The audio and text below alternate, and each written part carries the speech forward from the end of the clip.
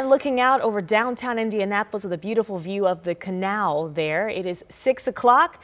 Welcome to Tuesday morning. Welcome to the aftermath after all those storms last night. We hope that obviously if you're watching us, maybe you have power this morning. Right. Your neighbors might not be able to say the same thing. And so we are tracking some of the efforts to get the power back on a lot of places. The good news, though, even though the ground is wet, you're starting off dry from the sky now. Yes, that is good news, especially after those downpours yesterday. Welcome in here at 6 o'clock to Sunrise. I'm Julia, along with Julia and Matt here this morning. Yeah, we lost power last night. And it was just, I assume the heavy winds, but it was heavy rain. Well, all of a sudden it just blasted on through, especially the north side where we had some of the heaviest rainfall totals in the state. 2 to 3 inches came down like that. We're drier now, although the roads are still wet because it's so humid. Yeah, it's sticky outside. So sticky. You can swim here this morning. It is going to get better. Okay. We'll have a light north wind taking over today and the humidity will drop. But right now it is thick out there. We have the same dew points as South Florida. I mean, I'm talking about Miami, Orlando, Tampa. We're about the same, feels about the same this morning. We're in the 70s to start. You're looking live from the Indianapolis Motor Speedway towards our beautiful downtown.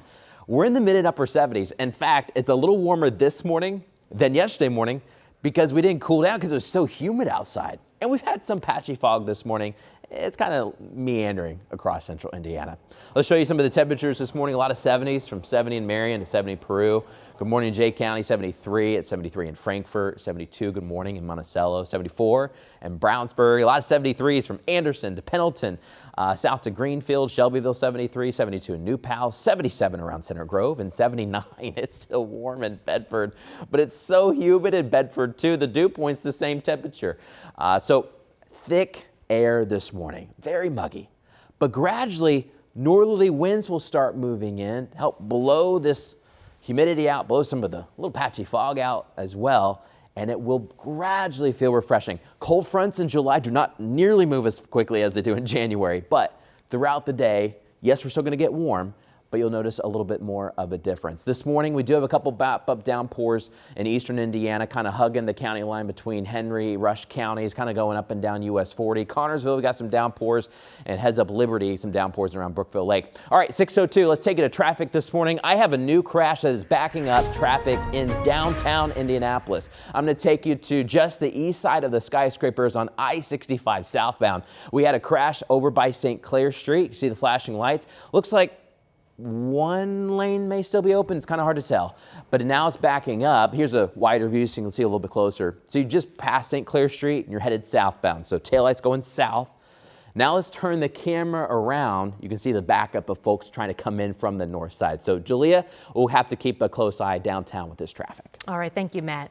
This is a follow-up this morning to a story that we've been tracking since a weekend shooting, with neighbors now questioning whether Indianapolis short-term rental registry is actually doing anything. This said isn't the first time that police have been called to a property.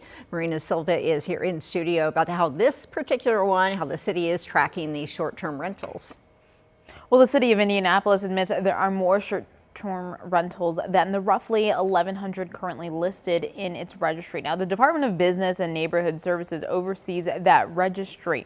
Property owners are required to register their short-term rentals, receive a permit, and then renew it every year. Now, when we checked the address where this weekend's shooting happened, it wasn't listed. BNS tells us the property had been registered, but the permit expired in February. Keep track of those bad actors. If they're not on there, that's already kind of one strike against them, that they're not, taking care to be on the registry and be responsible.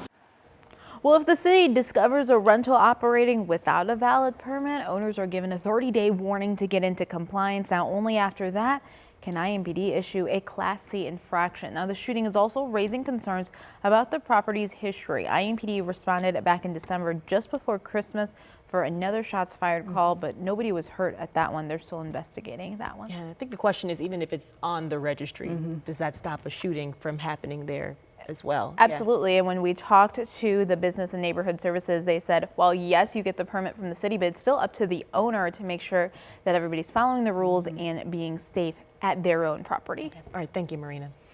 Well, the trial will continue today for a man accused of murder stemming from a shooting outside of an Indianapolis bar last July.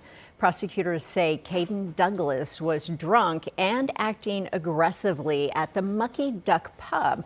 They say Jeremy Dillingham tried to intervene, and that's when they say Douglas used racial slurs before shooting and killing him.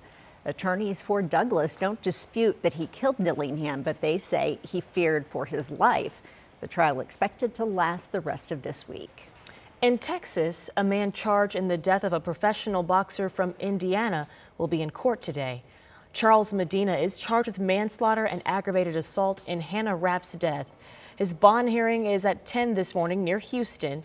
He's accused of driving his car in reverse, hitting Rapp and her boyfriend as they were riding bikes. Court documents say he was going so fast that Rapp's body shattered the rear windshield. She grew up in Yorktown and went to Purdue and moved to Texas in 2024.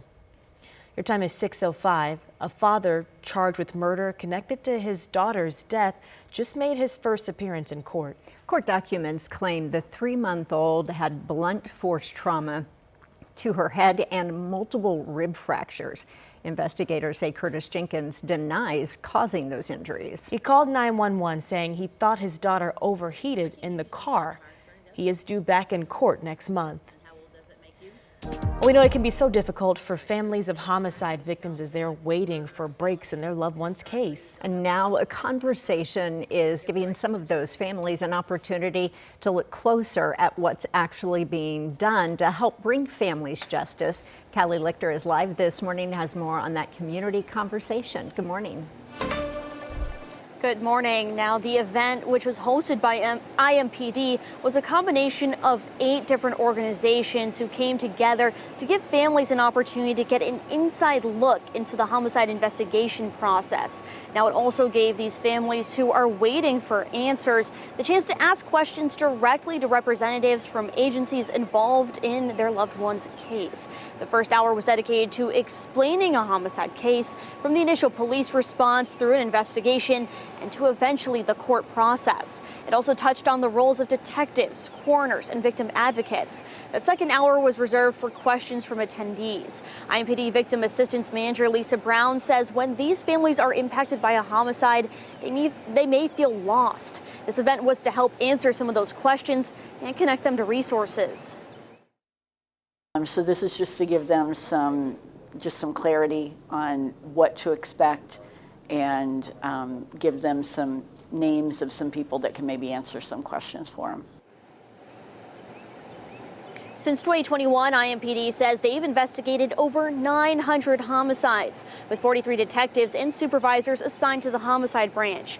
Now, this event was all about conversations, but one Indianapolis family says they have been waiting for answers and that they weren't invited to the table. Now, we have more on their frustrations with the lack of communication later this hour. Ladies.